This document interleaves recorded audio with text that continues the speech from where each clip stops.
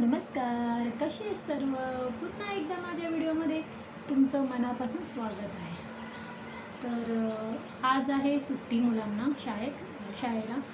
तर आज निवांत आहे सर्व. 8 वाजले आहेत.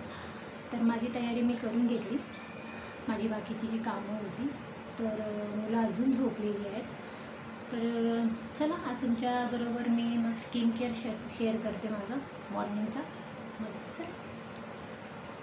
स्किन केअर हा एक आपल्या डेली रुटीनचा भागच असला पाहिजे.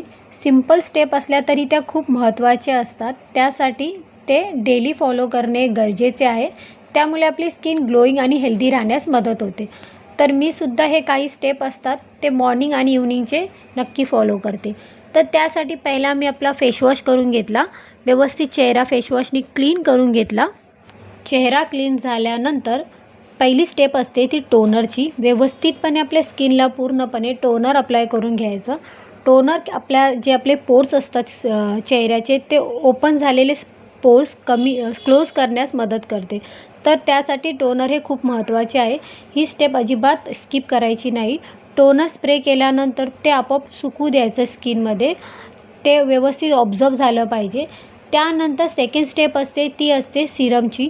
सिरमचे 2-3 ड्रॉप आपल्या स्किनवरती टाकायचे असतात. त्याच्यानंतर ते व्यवस्थितपणे डॅप करून घ्यायचे असतात. ते पूर्ण चेहऱ्यावरती व्यवस्थितपणे स्प्रेड करून झाल्यानंतर त्याचा हलक्या हाताने मसाज करायचा असतो. तो सुद्धा सिरम व्यवस्थित आपल्या स्किनला सुकला गेला पाहिजे. थर्ड स्टेप असते ती असते मॉइश्चरायझर. मॉइश्चरायझर हा तुमच्या स्किनच्या टाईपनुसार घेतला पाहिजे. तर इथे मी माझी स्किन ॲक्ने प्रोन स्किन आहे, ऑइली, तर त्यानुसार मी मॉइश्चरायझर यूज करते. तर मॉइश्चरायझरचा काही अमाऊंट आपल्या हातावर घेऊन तो चेहऱ्याला डॉटप्रमाणे लावून व्यवस्थितपणे 5 मिनटं तरी ॲटलिस्ट तुम्ही मसाज केला पाहिजे. कारण की दिवसभर तर मला तरी मसाज करायला टाईम नाही भेटत. तर मी ह्या 2 स्टेप असतात तेव्हा मी आपल्या स्किनचा व्यवस्थितपणे आरामशीर मसाज करते. व्यवस्थितपणे स्किनवरती ते मॉइश्चरायझर लावल्यानंतर चौथी स्टेप असते ती असते सनस्क्रीन. सनस्क्रीन ही खूप महत्त्वाची स्टेप आहे. तुम्ही बाहेर असो किंवा घरी असो, सनस्क्रीन ही अप्लाय केलीच पाहिजे.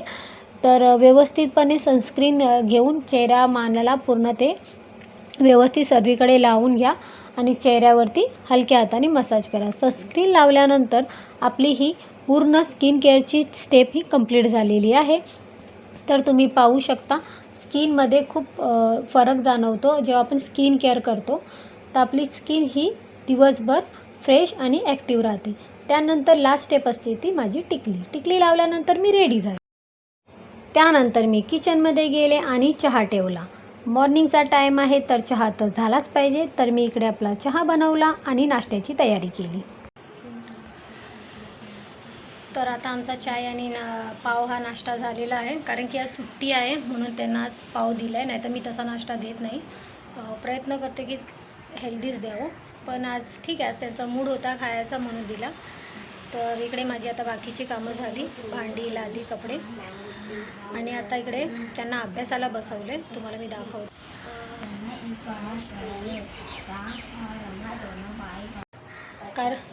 कारण की मी जोपर्यंत कामं करत होती तोपर्यंत त्याचा अभ्यास नाही, फक्त भांडणं चालू होती. म्हणून मला इकडे येऊन बसावं लागतं. कारण की दोघं जण असली की ती भांडणं जास्त असतात. तुमच्या घरात पण असंच होतं का? कारण आमच्याकडे डेलीच आहे. म्हणून मी प्रयत्न करते की लवकर कामं उरकून त्यांच्याकडे थोडा वेळ त्यांच्याबरोबर अभ्यासाला बसते. मोठ्यापेक्षा आमच्या बारकीचा तर खूप असतो.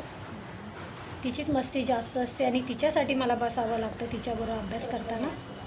कारण की अभ्यास कमी करणार मम्मी जास्त ओरडत बसणार ती. म्हणून चला मग आता त्यांचा अभ्यास घेते आणि परत तुम्हाला भेटते. तर दुपारचं जेवण करून झालं होतं. त्यानंतर फ्रीज क्लीन करायला घेतला. कारण की फ्रीजमध्ये खूप बर्फ साचलेला होता. तर सुट्टी होती मुलांना, तर पहिला ते काम करून घेतलं. तर फ्रीज व्यवस्थित सर्व क्लीन करून घेतलं, पुसून घेतला आणि तो बर्फ पूर्ण वितळवून घेतला. तर फ्रीजचं काम करता करता मला संध्याकाळ झाली. त्यानंतर तर आता संध्याकाळची जेवणाची सुरुवात करायची आहे. तर मी आली आहे किचनमध्ये आणि आज संध्याकाळच्या जेवणामध्ये मी बनवणार आहे मटर पनीर. तर चला तुम्हालासुद्धा दाखवते मी कशी बनवते तर मी इकडे कुकर लावून घेतला भात डाळचा, कारण की एकीकडे कुकर होत असला की दुसरीकडे आपल्याला बाकीची कामं करता येतात. तर इकडे प्रथम मी मटर पनीरची मसाला तयार करून घेते. तर इकडे पहिला मी चॉपिंग बोर्डमध्ये कांदा घेतला, तो बारीक वाटून घेतला. त्यानंतर कांदा बारीक झाल्यानंतर काही पाण्यामध्ये, गरम पाण्यामध्ये काजू भिजसे ठेवले होते, त्याची पेस्ट करून घेतली. कारण की माझ्याकडं फ्रेश क्रीम नव्हती, तर मी काजूचीच पेस्ट करून घेतली. तर इकडे तुम्ही पाहू शकता माझी काजूची पेस्ट तयार आहे. त्यानंतर आपल्याला टॅमॅटोची ग्रेव्ही करायची आहे. तर त्यासाठी मी काही मिरच्या, टॅमॅटो, अद्रक आणि लसूण हे सर्व एकत्र करून त्याची पेस्ट करून घेतली. तर इकडे माझी पेस्ट आणि काजूची पेस्ट ही दोन्ही रेडी आहे. त्याच्यानंतर गॅसवरती कढई ठेवली आणि तेल टाकून घेतलं. तर तेल गरम होईपर्यंत त्याच्यामध्ये मी मीठ टाकलं गरम झाल्यानंतर, आणि पनीरचे जे छोटे छोटे क्यूब करून घेतले होते ते फ्राय करायला तेलामध्ये टाकले. तेल व्यवस्थित गरम झालं पाहिजे, तेव्हाच ते आपण भाजू शकतो, नाहीतर ते खाली चिपकतं. मग व्यवस्थितपणे तेलामध्ये पनीर भाजून घेतलं. आणि त्यानंतर ते भाजल्यानंतर ते मी जास्त नाही भाजलं, तुम्ही बघू शकता मी थोडंच भाजले. तुम्हाला जर जास्त रेड करायचं असेल तर तुम्ही करू शकता. त्यानंतर मी पनीर काढून घेतले आणि त्याच तेलामध्ये मी भाजी फोडणीला देते. तर त्याच्यामध्ये अगोदर जिरे टाकले, काही खडे मसाले टाकले आणि व्यवस्थितपणे तेलामध्ये फ्राय करून घेतले 2 मिनटं. त्याच्यानंतर मी कांदा घेतला जो बारीक केलेला, तो त्याच्यामध्ये तेलामध्ये टाकून घेतला आणि तोसुद्धा ब्राऊन कलर येण्यापर्यंत भाजून घेतला, परतून घेतला.